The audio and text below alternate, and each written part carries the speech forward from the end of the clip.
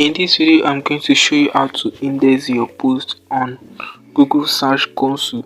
So follow me as I show you how to index your post on Google Search Console. The first thing you need to do is to log into your dashboard, either you are using Blogger or WordPress.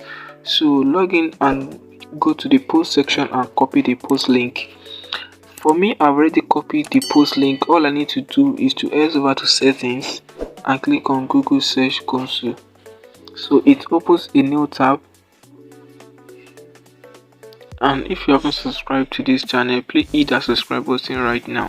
So you go to URL inspection, and you post the link there. So you post the link, then you click on the mark arrow downward. So this post are already be indexed on Google, so it shows your URL is on Google. So it's very easy to do. Just go to, as you can see, then click on the mark button. So retrieving data from Google Index.